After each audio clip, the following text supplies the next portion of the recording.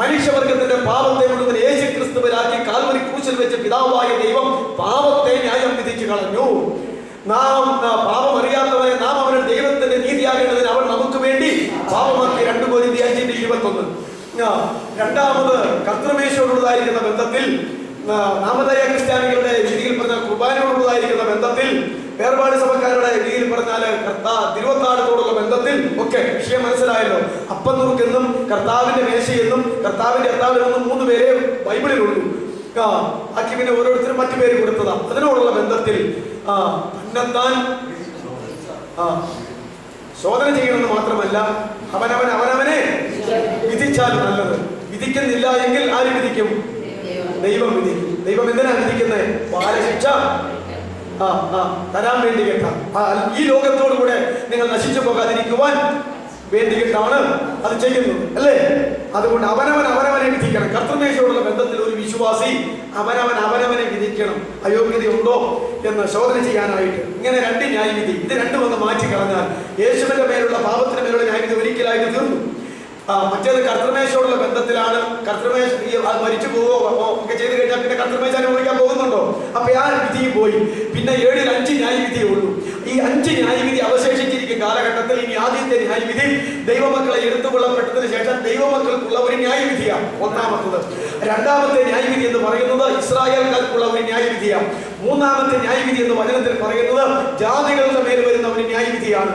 അടുത്ത ഒരു ന്യായവിധി വീണുപോയ ദൂതന്മാർക്ക് വേണ്ടിയിട്ടുള്ള ഒരു ന്യായവിധിയാണ്. അപ്പൊ എത്രയായി? ദൈവമക്കളുടെ ന്യായവിധി, ഇസ്രായേലിന്റെ ന്യായവിധി, അതുപോലെ തന്നെ ജാതികളുടെ ന്യായവിധി, പിന്നെ ദൂതന്മാരുടെ ന്യായവിധി.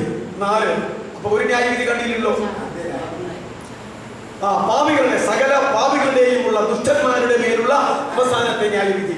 സകല പാപികൾക്കും വേണ്ടി കായീൻ മുതൽ അവസാനത്തെ ആൾ വരെയുള്ള ദൈവബന്ധമില്ലാത്ത, മാനസാന്തരമില്ലാത്ത, സ്വർഗരാജ്യത്തിലേക്ക് കയറില്ലാത്ത സകല പാപികൾക്കും വേണ്ടിയുള്ള വെള്ള സിംഹാസനത്തിലെ ന്യായവിധി. ഇപ്പൊ 5 ആയില്ലേ? ഈ 5 ന്യായവിധി ഇനി അവശേഷിക്കുന്നു. ഈ 5 ന്യായവിധി 5 കാലഘട്ടങ്ങളിലായിട്ട് ദൈവം നടത്താൻ പോവുകയാണ്. ഇതാ പരമാർത്ഥം. അതുകൊണ്ട് ആദ്യത്തെ ന്യായവിധി വരാൻ പോകുന്നത് ആർക്കുള്ള ന്യായവിധിയാണ്? രക്ഷിക്കപ്പെട്ടവർക്കുള്ള ന്യായവിധിയാണ്. രക്ഷിക്കപ്പെട്ടവരുടെ പേരാണെന്ന് ക്രിസ്ത്യാനി എന്ന് പറഞ്ഞത്. ഇന്ന് ക്രിസ്ത്യാനി എന്ന് പറഞ്ഞാൽ ദൈവവിശ്വാസം പോലും ഇല്ലാത്ത ആളുകളാണ്. എൻ്റെ ഒരു ഗുരുവും ഇപ്പോൾ മരിച്ചു പോയിരിക്കുന്നയാളും നിരീശ്വരവാദിയും യുക്തിവാദിയും മിശ്ര വിവാഹ സംഘത്തിന്റെ ലീഡറും ഒക്കെ ആയിരിക്കുന്ന എടമറി ജോസഫ് ലിസ്റ്റിൽ എവിടെയാണ് കിടക്കുന്നത്? യാക്കോബായ ക്രിസ്ത്യാനിയുടെ ലിസ്റ്റിലാണ്. ആൾക്ക് ദൈവവിശ്വാസമുണ്ട്? ഇല്ല. യുക്തിവാദിയാണ്, ഈശ്വരവിശ്വാസമില്ല. അപ്പോ ഞാൻ പറയുന്നത് പുള്ളിയുടെ പേരെന്താ? അല്ല, പേര് ഇട്ടിരിക്കുന്ന പേര് തന്നെ ജോസഫ് എന്നാണ്. ജോസഫ് ഇടമറുക എന്ന് വെച്ചാൽ കരയുടെ പേരാ, ദേശത്തിന്റെ പേരാ. ഇടമറുക ജോസഫ്, തൂലിക നാമം ജോസഫ് എന്നാണ്. തോലാരികുന്നേൽ ജോസഫ് എന്നാണ് അദ്ദേഹത്തിന്റെ പേര്. ഇവിടെയൊക്കെയുള്ള തോലാരികുന്നേക്കാരില്ലേ, എല്ലാം ഒറ്റ ഫാമിലിയാണ്. മണ്ണത്തൂരി, പോത്താനിക്കാട് എല്ലാം ഉള്ള ഒറ്റ ഫാമിലിയാണ്. അപ്പൊ ഞാൻ പറഞ്ഞത് ഈ ഇടമറുക ജോസഫ് ലിസ്റ്റിലെ ലോകത്തിൽ എവിടെയാ കിടക്കുന്നത്? ക്രിസ്ത്യാനിയുടെ. അവസാനം വന്നപ്പോ പിന്നെ ഈ മുടക്കി കഴിയുമ്പോൾ പിന്നെ ലിസ്റ്റിലില്ല. അപ്പോ ഞാൻ പറഞ്ഞത് ദൈവവിശ്വാസം ഇല്ലാത്ത ആളുകളെ എങ്ങനെയെന്ന് അറിയപ്പെടുന്നുണ്ട്. യുക്തിവാദിയുടെ മറ്റൊരു നേതാവാണല്ലോ ഒരു മർത്തോമക്കാരനായിരുന്ന എൻ.ടി. കോവൂര്, ഇല്ലേ? കോവൂര് ഒരു അച്ഛന്റെ മകനാണ് എന്റെ അറിവ്. അദ്ദേഹത്തിന്റെ പിതാവ് ഒരു മർത്തോമ ഒരു അച്ഛനായിരുന്നു. അപ്പൻ അച്ഛനാണെങ്കിലും മകനാരായി മാറി യുക്തിവാദി. ഇവർ തമ്മിൽ വലിയ ബന്ധമുണ്ടായിരുന്നു. ഈ ഇടവകയുടെ ഒരു ഗുരുവായിരുന്നു യുക്തിവാദി. ഇപ്പൊ ഞാൻ പറഞ്ഞത് ഇങ്ങനെ ക്രിസ്ത്യാനികൾ എന്ന് പറഞ്ഞാൽ അതല്ല. രക്ഷിക്കപ്പെട്ട് മാനസാന്തരപ്പെട്ട് പുതിയ നിയമ വ്യവസ്ഥ അനുസരിച്ച് ജീവിക്കുന്ന ദൈവമക്കളുടെ ന്യായവിധിയാണ് ആദ്യം വരുന്ന ന്യായവിധി. അതേ തുടർന്ന് പാപികളുടെ ന്യായവിധിയും വീണുപോയ ദൂതന്മാരുടെ ന്യായവിധിയും വരെയുള്ള 5 ന്യായവിധികൾ ഇങ്ങനെ കിടക്കുന്നു.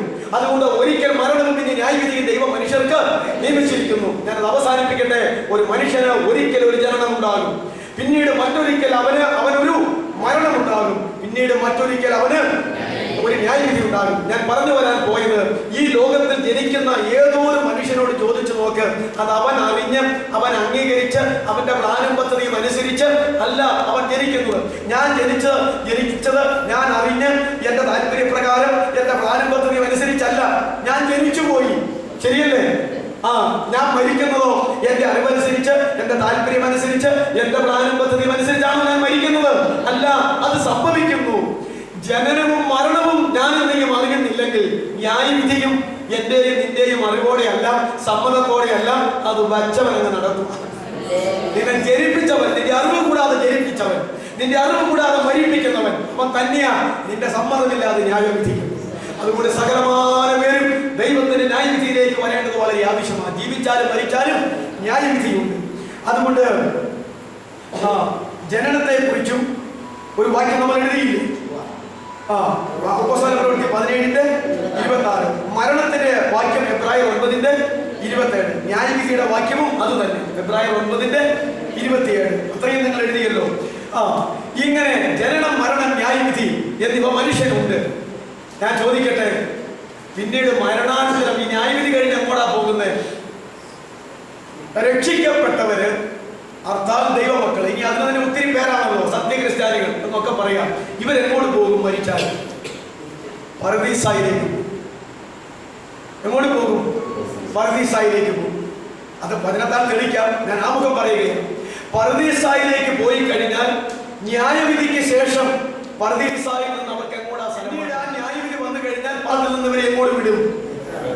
നരകത്തിലേക്ക് വിടും, നിത്യ നരകത്തിലേക്ക് വിടും. അപ്പൊ നമ്മള് ഒരു കാര്യം മനസ്സിലാക്കണം, മനുഷ്യ ജീവിതത്തിൽ എന്തൊക്കെ സംഭവിക്കും?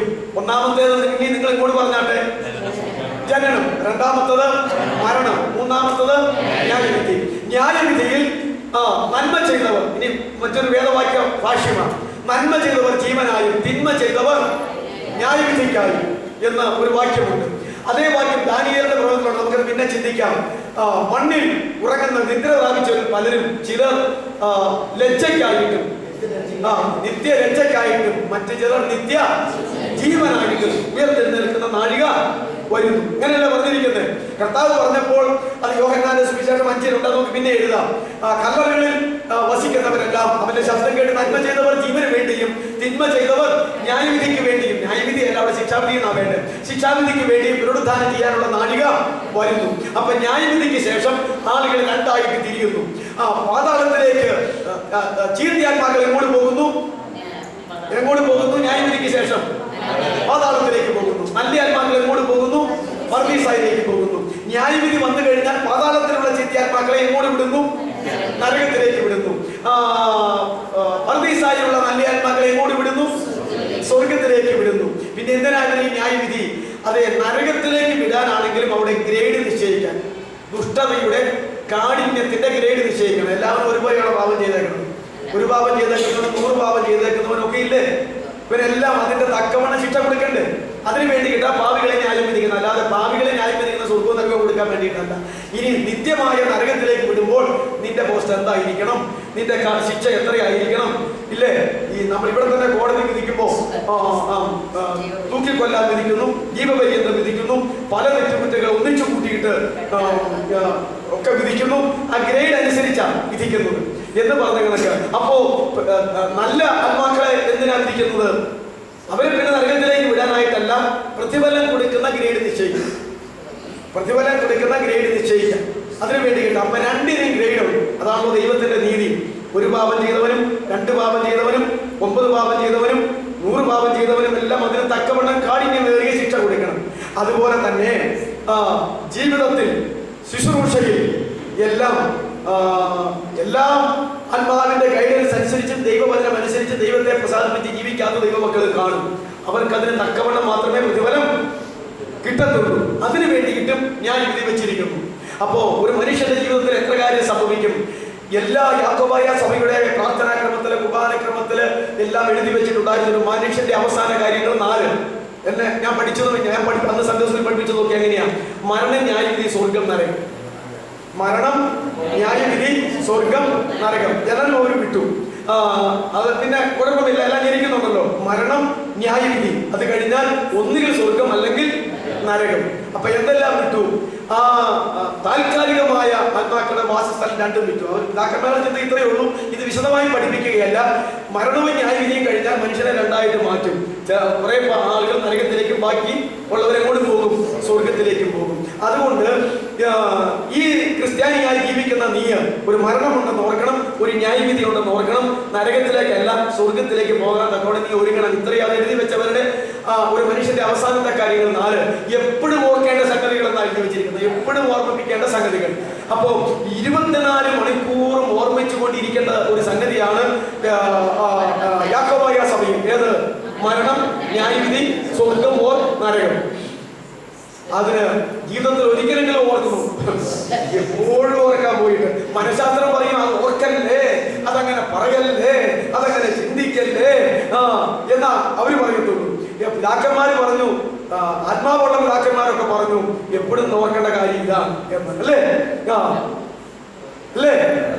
അത് കഴിഞ്ഞ് പിന്നെ കുറച്ച് കഴിഞ്ഞപ്പോ ഇതൊന്ന് മാറ്റി. മനുഷ്യന്റെ അവസാന കാര്യങ്ങൾ 4 ഓർക്കാനുള്ളത് ഇട്ടിനൊന്ന് മാറ്റി. പിന്നെ ഇത് 2 ഇട്ടിന് ഞാൻ ഓർക്കുന്നുണ്ട്.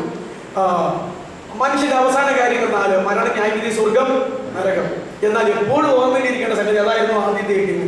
അത് പിന്നെ എന്തോ ഈ ശാസ്ത്രം ഇങ്ങനെ വളർന്നു വന്നപ്പോൾ ഉള്ള പിതാക്കന്മാര് മാറ്റിയതാണ്. അപ്പോ മരണം, ന്യായവിധി, സ്വർഗം, നരകം, ഇത്രത്തോളം കാര്യങ്ങൾ. അപ്പൊ എന്താണ്? നമ്മൾ ഒരിക്കൽ ജനിക്കണം, ഒരിക്കൽ മരിക്കണം, ഒരിക്കൽ ദൈവം നമ്മെ ന്യായം വിധിക്കും. ഇനി എന്താണ്? പാതാളത്തിലാണ് കിടക്കുന്നവരെല്ലാം ഇങ്ങോട്ടേക്ക് പോകും, നരകത്തിലേക്ക് പോകും. പർദീസായിലുള്ളവരെല്ലാം സ്വർഗത്തിലേക്ക് പോകും. ഞാൻ ഇത് പോകും. ഇതല്ല വിഷയം. ഇവിടെ മരണവും ജീവിതവുമാണോ വിഷയം? 150 കൊല്ലം ജീവിച്ചെന്ന് പറയുന്നതും 10 വർഷം ജീവിച്ചെന്ന് പറയുന്നതും ഇതല്ല ഇവിടുത്തെ വിഷയം. എവിടെ ചെന്ന് ചേരുന്നു എന്നുള്ളതാണ് വിഷയം. ജനനത്തിന്റെ കാര്യത്തിൽ സംശയമുണ്ടോ? ഇല്ല. മരണത്തിന്റെ കാര്യത്തിൽ സംശയമുണ്ടോ? ദൈവവചനപ്രകാരം ന്യായവിധിയുടെ കാര്യത്തിൽ സംശയമുണ്ടോ? ഇല്ല. എന്നാൽ നമ്മെ സംബന്ധിച്ചിടത്തോളം നാം എവിടെ ചെന്ന് ചേരുന്നു എന്നുള്ളതാണ് ഇതിന്റെ പ്രധാനപ്പെട്ടതായിട്ടുള്ള കാര്യം. അപ്പോ ന്യായവിധി വരെ നിങ്ങൾ എഴുതിയില്ലേ? അതിനുശേഷം പരദീസ, അതിനുശേഷം പരദീസ. ലൂക്കോസ് 16:23 ഒരൊറ്റ വാക്യം മാത്രം എഴുതിയ വിഷയം നിങ്ങൾ എഴുതിയാൽ മതി ഓർക്കാൻ. നല്ല ആത്മാക്കൾ പോകുന്ന, മരിച്ചാൽ നല്ല ആത്മാക്കൾ പോകുന്ന പരദീസ. ലൂക്കോസ് 16:23 ലാസർ പോയത്. അതിന് വേറൊരു പേരുണ്ട്, അബ്രഹാമിന്റെ മടി. അടുത്തത് പാതാളം. ആ ധനവാൻ പോയത് ലൂക്കോസ് 16:20. പാതാളം ലൂക്കോസ് 16:20 അല്ലല്ലോ, 16:23 തന്നെ. 16:23 20 അല്ല. പാതാളം, പരദീസ രണ്ടിനും വാക്യം ഒന്ന് തന്നെ. 22 മുതൽ വാക്യമായിരിക്കും അല്ലേ?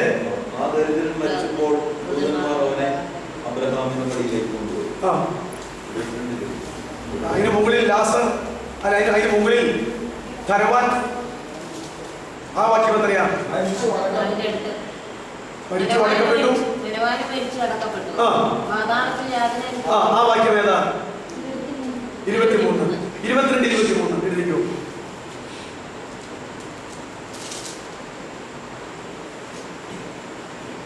അടുത്തത് നരകം. ഒരു വാക്യം എഴുതിയാൽ മതി. മത്തായി 10:28. മത്തായി 10:28 ഒരുപടി വാക്യമുണ്ടല്ലോ, ഒരൊറ്റ വാക്യം മാത്രമേ എഴുതിയാൽ മതി. സ്വർഗം വെളിപ്പാട് 12:12. വെളിപ്പാട് 12:12.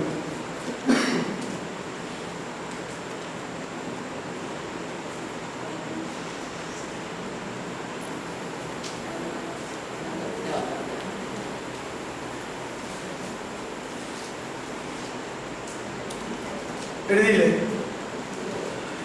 ഇത്ര എഴുതിയില്ലേ? ഇനി നമ്മൾ തുടർന്ന് മനസ്സിലാക്കേണ്ട ഒരു കാര്യം, ആദാമിന്റെ കാലം മുതൽ അങ്ങനെയാണല്ലോ മനുഷ്യവർഗത്തിന്റെ ആരംഭം. കർത്താവായ യേശുക്രിസ്തു ക്രൂശിക്കപ്പെട്ട് മരിച്ചുയർത്തെഴുന്നേൽക്കുന്നത് വരെയുള്ള കാലഘട്ടത്തിൽ മരിച്ചു പോകുന്ന വിശുദ്ധന്മാര് വസിച്ചുകൊണ്ടിരുന്ന സ്ഥലത്തിന്റെ പേരാണ് അബ്രഹാമിന്റെ മടി, അല്ലെങ്കിൽ പാതാള പരദീസ. പാതാള പരദീസ എന്ന് പറയുന്നു.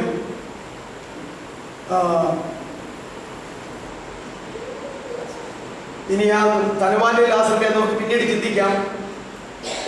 ധനവാൻ എവിടെ കിടക്കുന്നു? പാതാളത്തിൽ കിടക്കുന്നു. അങ്ങനെയല്ലേ പറഞ്ഞേക്കുന്നത്? യാതനാസ്ഥലം കിടക്കുന്നു.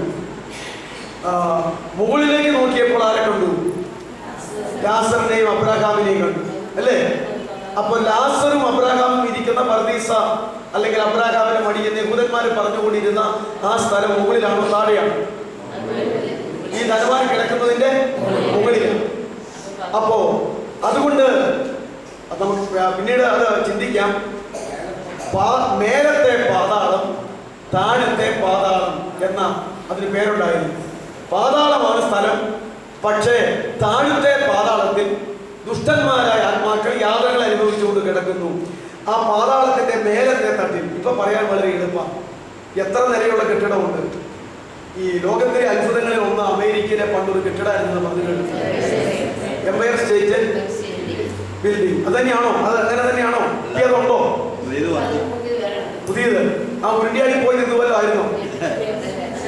അല്ല, അവര് വന്ന് വിമാനം ഇടിച്ച് തകർത്ത് ഇതല്ല. അത് വേറെ സെന്ററും പിന്നെ പെന്റഗണും രണ്ട് ഇതാ യുദ്ധത്തിന്റെയും ധനത്തിൽ എക്കണോമിക് ആയിട്ടുള്ള ഓഫീസും, അല്ലേ? മറ്റേത് ഏറ്റവും ഉയർന്ന. അപ്പൊ എത്ര നിലയായിട്ടുള്ളത്? ആ അത്ഭുതത്തിന്റെ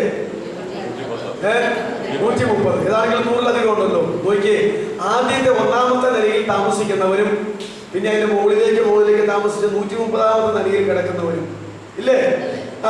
ഇപ്പൊ ഇത് കോൺക്രീറ്റ് കാരണം കാണാൻ വേണം. അവരുടെ കെട്ടിടം എനിക്കറിയാൻ പറ്റും. അപ്പോ ഇത് കാണാവുന്ന ചില്ലാന്നങ്ങ് സങ്കല്പിച്ചേ.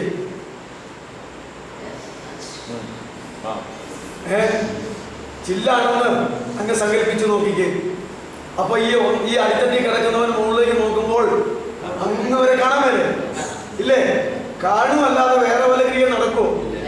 ഇല്ല. അപ്പൊ ഞാൻ പറഞ്ഞത് ഈ പാതാളം അങ്ങനെയായിരുന്നു. ധനവാൻ കിടക്കുന്ന പാതാളത്തിന്റെ ആ ഭാഗത്ത് കിടന്നുകൊണ്ട് അവൻ നോക്കിയപ്പോൾ എവിടെ? അബ്രാഹാമിനെയും അവന്റെ മടിയിലിരിക്കുന്ന ലാസറിനെയും കണ്ടു. അതുകൊണ്ടാണ് അബ്രാഹാമ മടി എന്നതിന് പേര് വന്നത്. ഇതിന് പഴയ നിയമത്തിൽ പറഞ്ഞുകൊണ്ടിരുന്ന പേര് താഴത്തെ പാതാളം, മേലത്തെ പാതാളം, അല്ലെങ്കിൽ യാതനകളുടെ സ്ഥലമായ പാതാളം, അബ്രാഹാമിന്റെ മടിയായ പർദീസ്. ഇങ്ങനെയായിരുന്നു. ഇതാണ് കർത്താവ് ആ കാര്യങ്ങൾ പറയുമ്പോൾ അതങ്ങനെ പറയാനായിട്ട് ഇടയായത്. ഞാൻ പറഞ്ഞു വരുന്നത്, ഇതിനൊരു സ്ഥലം മാറ്റം നടത്തി നമ്മുടെ കർത്താവ്. എന്താണെന്നറിയാമോ? താൻ പത്രോസിന്റെ ലേഖനത്തിലുണ്ട്. അതിപ്പോ എടുക്കാനായിട്ട് നേരമില്ലല്ലോ, തീരാൻ പോവാം. പത്രോസിന്റെ ലേഖനത്തിലുണ്ട്. അവൻ ആത്മാവിൽ ചെന്നിട്ട് പണ്ട് നോഹയുടെ കാലത്ത് ജനത്തിനു വേണ്ടി പെട്ടകം ഒരുക്കുമ്പോൾ അംഗീകരിക്കാത്തവരും അനുസരിക്കാത്തവരുമായി തടവിലുള്ള ആത്മാക്കളോട് യേശു ക്രിസ്തു മരിച്ചിട്ട് ആത്മാവിൽ ചെന്ന് ആ സന്ദേശം അറിയിച്ചു എന്ന് പത്രോസ് പറയുന്നു. ശരിയല്ലേ? അതുപോലെ തന്നെ ക്രൂശിൽ കിടന്ന കള്ളനോട് പറഞ്ഞു, കർത്താവേ, നീ രാജ്യത്വം പ്രാപിച്ച് മടങ്ങി വരുമ്പോൾ എന്നെയും കൂടി ഓർക്കണമേ. അതാണല്ലോ അവന്റെ അവസാനത്തെ നിലവിളിയും പശ്ചാത്താപവും മനസാന്തരവും എല്ലാം.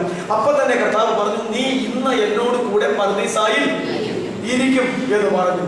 എന്നിട്ട് കർത്താവ് മരിച്ചടക്കപ്പെട്ട് ഉയർത്തെഴുന്നേറ്റ് കള്ളന്റെ ആത്മാവോട് കൂടെ എങ്ങോട്ട് ചെന്നു? അവൻ എന്നോട് കൂടെ തന്നെ പർദീസായിലേക്ക് പോരും എന്നല്ലേ പറഞ്ഞത്. അവിടെ ചെന്നിട്ട് ഈ അടിയിലത്തെ പാതാളത്തിലും മുകളിലത്തെ പാതാളത്തിലും അവിടെ ചെന്ന്, അപ്പൊ എവിടെ നിന്നാലും കാണാമല്ലോ, അബ്രാഹാം ഇരിക്കുന്നിടത്ത് ലാസർ ഇരിക്കുന്നിടത്ത് കർത്താവ് ചെന്ന് കഴിയുമ്പോൾ താഴെ വേദന അനുഭവിക്കുന്നവന്മാർക്ക് എന്ത് ചെയ്യാൻ കഴിയും? കാണാം. ഇത് അങ്ങോട്ടും കൂടി സംസാരിക്കാൻ മേലെ. ആ സെറ്റപ്പ് അങ്ങനെയല്ലേ?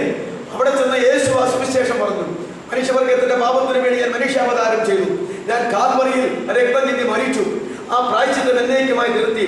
അതെ, ദൈവത്തിലുള്ള പ്രത്യാശയിൽ ആദാം മുതൽ മരിച്ചു കിടക്കുന്ന വിശുദ്ധന്മാരായ നിങ്ങൾക്ക് വേണ്ടിയും ഈ രക്ഷ എന്നിലൂടെ പൂർത്തീകരിക്കപ്പെട്ടിരിക്കുകയാണ്. അതുകൊണ്ട് പ്രിയമുള്ളവരെ, ഇതാ ക്രൂശിൽ വെച്ച് തന്നെ രക്ഷിക്കപ്പെട്ട ഇവനെ കാണുന്നുവല്ലോ. അതെ, ഇവനെ കൂടെ ഞാൻ കൂട്ടിക്കൊണ്ട് വന്നിരിക്കുകയാണ്. ഇനി നിങ്ങൾക്ക് ഇവിടെ കിടക്കേണ്ട കാര്യമില്ല. ഞാനിവിടെ വന്നത് ഈ സുവിശേഷം ഇവിടെയുള്ളവരെല്ലാം ഒന്ന് പറയാനും നിങ്ങളെ ഇവിടെ നിന്ന് കൊണ്ടുപോയി മറ്റൊരു മനോഹരമായ സ്ഥലത്താക്കാനുമാകുന്നു എന്ന് പറഞ്ഞു.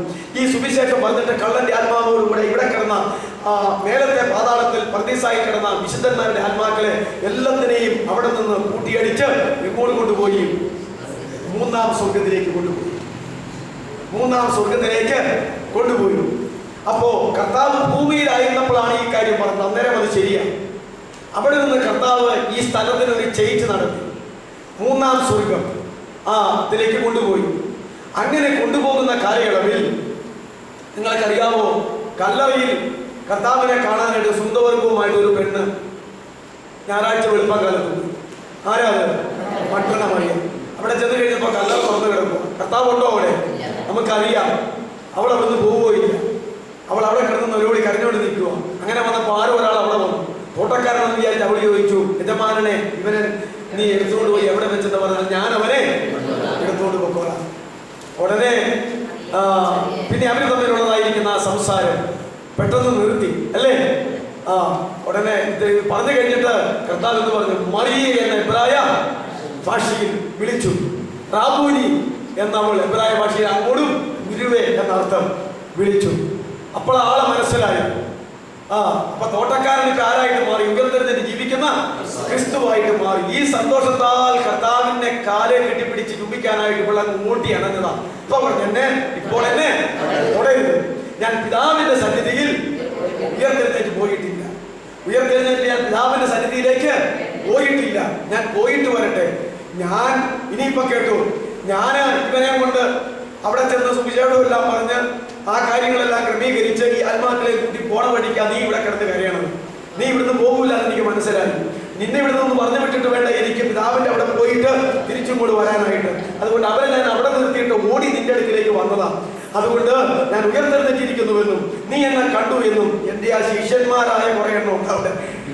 അതുങ്ങളോട് പോയി ഒന്ന് പറഞ്ഞേരെ. ഞാൻ വേഗം തന്നെ ഗലീലയ്ക്ക് നിങ്ങൾക്ക് മുമ്പേ വന്നുകൊള്ളാം. നിങ്ങൾ അവന്മാർ ഗലീലയ്ക്ക് പോകാനായിട്ട് ഇരിക്കുക. അവരവിടെ എത്തുന്നതിന് മുമ്പ് ഞാൻ ഗലീലയ്ക്ക് വരും. ഞാൻ എന്റെ പിതാവിന്റെ സന്നിധിയിൽ ചെന്ന് കുറച്ച് വരട്ടെന്ന് പറഞ്ഞു. ഈ പോയ പോക്ക അപ്പോഴാ ഇവിടെ നിന്നത്. ശരിയല്ലേ? ഇത്രയും പറഞ്ഞതിന് ശേഷം തുടിയിക്കാതെ പിതാവിന്റെ സന്നിധിയിലേക്ക് പോയി. ആ ആത്മാക്കളെ കൂട്ടിക്കൊണ്ട് പിതാവിന്റെ സന്നിധിയിൽ മൂന്നാം സ്വർഗത്തിൽ. മൂന്നാം സ്വർഗം എന്താണ്? ഈ മൂന്നാം സ്വർഗം അത് പൗലോസാണ് പറഞ്ഞത്. ഇന്നേക്ക് 14 സമരത്തിന് മുമ്പ് ഞാനൊരു മനുഷ്യനെ അറിയുന്നു ക്രിസ്തുവിൽ. അവൻ ശരീരം കൊണ്ടോ ശരീരം കൂടാതെ ഞാൻ അറിയുന്നില്ല. അവൻ മൂന്നാം സ്വർഗത്തോളം എടുക്കപ്പെട്ടു. പിന്നെ പറയുക ദൈവത്തിന്റെ പർദീസായോളം എടുക്കപ്പെട്ടു. അവിടെ മനുഷ്യനെ കാണാവുന്നത് ഉച്ചരിക്കാൻ മേലാത്തതും ഒക്കെ ആയിട്ടുള്ള കാര്യങ്ങൾ ഞാൻ കണ്ടു കേട്ടു എന്നൊക്കെ പറയുന്നുണ്ട്. അപ്പോ മൂന്നാം സ്വർഗം ഇപ്പോഴത്തെ വിശുദ്ധന്മാരുടെ ആത്മാക്കൾ കർത്താവിന്റെ അന്ന് സ്ഥലമാറ്റം കൊടുത്ത് ആക്കി വെച്ചിരുന്നിട്ട് ഇനിയത്തെ ന്യായവിധി വരെയും വിശുദ്ധന്മാരുടെ ആത്മാക്കൾ എവിടെയാ? പാതാള പർദീസായിലല്ല, അത് വേക്കൻ്റായി. അവിടെ നിന്ന് ആത്മാക്കളെ മൂന്നാം സ്വർഗമാകുന്ന ദൈവത്തിന്റെ പർദീസായിൽ കൊണ്ടുവന്നിരിക്കുകയാണ്. അപ്പം തന്നെ സ്വർഗം എത്രയുണ്ട്? ഒന്നാം സ്വർഗം കടന്ന് രണ്ടാം സ്വർഗം കടന്നാണല്ലോ പൗലോസും കൂടി പോയത്. മൂന്നാം സ്വർഗം. മൂന്നാം സ്വർഗം സമം ദൈവത്തിന്റെ പർദീസ. അവിടെയാണ് ഇപ്പോൾ വിശുദ്ധന്മാരുടെ ആത്മാക്കൾ വസിക്കുന്നത്. ഇപ്പോൾ അവിടെ ഇല്ല. ഇനി ആരും കാണുകയോ ഇല്ല, കേൾക്കുകയോ ഇല്ല. ഇനി വേദന കിടക്കുന്നവരൊക്കെ ഇത് കാണാൻ പറ്റുമോ? കാണാൻ പറ്റത്തില്ല. വളരെ ചേഞ്ച്. അതെ, കന്യാകുമാരിയിൽ നിന്ന് കാസർഗോട്ടേക്ക് ട്രാൻസ്ഫർ കൊടുക്കുന്ന പോലെ ഈ ജോലിക്കാരി ട്രാൻസ്ഫർ കൊടുക്കുന്ന പോലെ ഇരുന്നു. ഇനി തമ്മിൽ കാണാനായിട്ട് പറ്റത്തില്ല. അവർ ഓഫീസിൽ അടുത്തടുത്തിരുന്നതാ. ഒരൊറ്റ ട്രാൻസ്ഫർ, ഒരാളെ അങ്ങോട്ടും ഒരാളെ ഇങ്ങോട്ടും. ഇനി അത് അങ്ങനെ കാണാൻ പറ്റുമോ? പറ്റത്തില്ല. എന്ന് പറയുന്ന പോലെ ഇത് മാറ്റിവെച്ചു.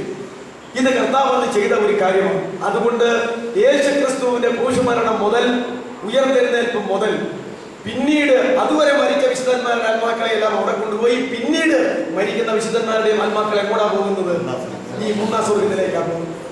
അതുപോലെ തന്നെ മറ്റതിന് കുഴപ്പമില്ല, പാതാളത്തിന് കുഴപ്പമില്ല. ഈ യാതനാ സ്ഥലത്തേക്കാണ് മറ്റാത്മാക്കൾ പോയത്. നോക്കിക്കഴിഞ്ഞപ്പോൾ എല്ലാത്തിനേക്കാളും അവിടെ ഇട്ടാ ഈ നരകത്തിലേക്ക് വന്നവന്മാർക്ക് സ്ഥലമുണ്ടോ എന്ന് തന്നെയല്ല, എൻ്റെ വിശുദ്ധന്മാർക്ക് ഇച്ചിരോടെ ഒരു സ്റ്റാറ്റസ് കൊടുക്കുകയും വേണ്ടേ? അതുകൊണ്ട് ഒരു ട്രാൻസ്ഫർ അങ്ങനെ വെച്ചെന്ന് മാത്രമേ ഉള്ളൂ. അടുത്ത ട്രാൻസ്ഫറിന് സമയമായിക്കൊണ്ടിരിക്കുന്നു, ഇല്ലേ? അടുത്ത ട്രാൻസ്ഫറിന് സമയമായിക്കൊണ്ടിരിക്കുന്നു. പാതാളത്തിൽ നരകയാതന കിടക്കുന്നവരുടെ സ്ഥലമാറ്റം ഇനി എങ്ങോട്ടാണ് നമ്മൾ പറഞ്ഞത്? നരകത്തിലേക്ക്. മൂന്നാം സ്വർഗമാകുന്ന ദൈവത്തിന്റെ പർദീസായി ഇരിക്കുന്ന അപ്പോസ്തലൻ പോയി കണ്ടുവെന്ന് സാക്ഷ്യപ്പെടുത്തുന്ന അവിടുത്തെ ആത്മാക്കളെ ഇനി എങ്ങോട്ടാ? പരമസുന്ദരമായ സ്വർഗത്തിലേക്ക്. ഭയങ്കര ട്രാൻസ്ഫർ, നിത്യമായ ട്രാൻസ്ഫർ. രണ്ടും നടക്കാനായിട്ട് ഇരിക്കുന്നു. ഇവിടെ നമുക്ക് അവസാനിപ്പിക്കാൻ സമയമാണ്. അതുകൊണ്ട് മരണത്തിന്റെ ഒരു ആമുഖം ഞാൻ പറഞ്ഞ് തീർന്നില്ല. ഈ ആമുഖം അടുത്ത ദിവസം ചിരോടെ പറഞ്ഞ് അവസാനിപ്പിച്ചിട്ട് മരണം എന്ന വിഷയത്തെ സംബന്ധിച്ച് ഒരു 12 വാക്യങ്ങൾ പഴയ നിയമത്തിലുണ്ട്. അതുപോലെ തന്നെ ഒരു 12 വാക്യങ്ങൾ പുതിയ നിയമത്തിലുണ്ട്. ആ 12 24 വാക്യങ്ങൾ വായിച്ച് നമ്മൾ ഒന്ന് കടന്നു പോകണം. എന്നിട്ട് വിശദീകരിക്കേണ്ടതായ ചില വേദഭാഗങ്ങളുണ്ട്. എപ്പോഴാണ് മനുഷ്യന്റെ ഈ ലോക ജീവിതം എന്താ, മരണം എന്താ, മരണാനന്തര സംഭവങ്ങൾ എന്താ എന്നുള്ളതിനെ കുറിച്ച് നമുക്ക് പൂർണ്ണമായ കാര്യങ്ങൾ വിശദീകരണ വേദഭാഗത്തിലേ വരുന്നുള്ളൂ. അപ്പോൾ ഇത്രയും കാര്യങ്ങൾ മനസ്സിലിരിക്കട്ടെ. ഈ ആമുഖത്തിന്റെ ബാക്കി അടുത്ത ദിവസം തുടങ്ങും. അത് കഴിഞ്ഞാൽ പിന്നെ പഴയ നിയമത്തിൽ എത്ര വാക്യമുണ്ട്? ഒരു 12 വാക്യം. പുതിയ നിയമത്തിൽ എത്ര വാക്യമുണ്ട്? അത്രയും വാക്യമേ ഉള്ളൂ എന്നല്ല ഞാൻ പറഞ്ഞത്. നമ്മളിപ്പോൾ ചിന്തിക്കാനായിട്ടുള്ള പ്രധാനപ്പെട്ട 12 വാക്യം ഞാൻ എടുത്തിട്ടുള്ളൂ. നിങ്ങൾക്ക് പിന്നെ വേണമെന്നൊക്കെ വയ്ക്കുവാണെങ്കിൽ, താല്പര്യം വരികയാണെങ്കിൽ ഞാൻ മുഴുവനും നോക്കി കണ്ടുപിടിച്ച് പറയാം, നോട്ടെടുത്ത് പറയാം, കുഴപ്പമൊന്നുമില്ല. എങ്കിലും പ്രധാനപ്പെട്ട ഒരു 12 വാക്യം ഞാൻ ദൈവമക്കളെ കുറിച്ച് പറഞ്ഞ് പഠിപ്പിച്ചപ്പോൾ 22 വാക്യം പ്രധാനപ്പെട്ടതേ പറഞ്ഞുള്ളൂ. രക്ഷയെക്കുറിച്ച് പറഞ്ഞ് പഠിപ്പിച്ചപ്പോൾ രക്ഷാപൂർത്തിയെക്കുറിച്ച് ഒരു 12 വിഷയങ്ങളാണ് പറഞ്ഞുള്ളൂ. അല്ലാത്ത ഗൗരവം കുറഞ്ഞ വിഷയങ്ങൾ നമ്മൾ വിട്ടിരിക്കുകയാണ്. ഇതിനുശേഷം വിശദീകരിക്കേണ്ടതായ ഒരു പിടി വേദഭാഗമുണ്ട്. കർത്താവ് പറഞ്ഞതും അപ്പോസ്തലന്മാർ പറഞ്ഞതും അതിന്റെ വിശദീകരണങ്ങളിലൂടെ വചനത്തിലൂടെ വന്നു കഴിയുമ്പോൾ മാത്രമേ ഏകദേശം ഒരു ചെറിയ ആശയം വചനപരമായിട്ട് നമുക്ക് ലഭിക്കാനായിട്ട് പറ്റത്തുള്ളൂ. ഈ അറിവ് നാം അറിയുന്നതിനെ മുഴുവൻ അനുഭവത്തിലാക്കുവാൻ ഇടയാണ്. അല്ലെങ്കിൽ എന്ത് പ്രയോജനം? പർദീസായെ കുറിച്ച്, സ്വർഗത്തെ കുറിച്ച് ഞാൻ എത്ര ക്ലാസ് എടുത്താലും ഞാൻ അതിലേക്ക് പോയില്ലെങ്കിൽ എന്നെ പോലെ ഒരു എന്താ പറയുന്നത്, ഒരു പോഷനായ മനുഷ്യൻ ലോകത്തുണ്ടാകുമോ? നിങ്ങൾ കേട്ടാലും നിങ്ങൾ അങ്ങനെ ആയിത്തീർന്നില്ലെങ്കിൽ നിങ്ങളെപ്പോലെ ഒരു പോഷനായ മനുഷ്യൻ ലോകത്തിലുണ്ടാകുമോ? ഇല്ല. അതുകൊണ്ട് നമ്മുടെ ജീവിതത്തെ എത്രയും വേഗം ക്രമീകരിക്കേണ്ടത് വളരെ ആവശ്യമാണ്. കർത്താവിന് മാറ്റമില്ല.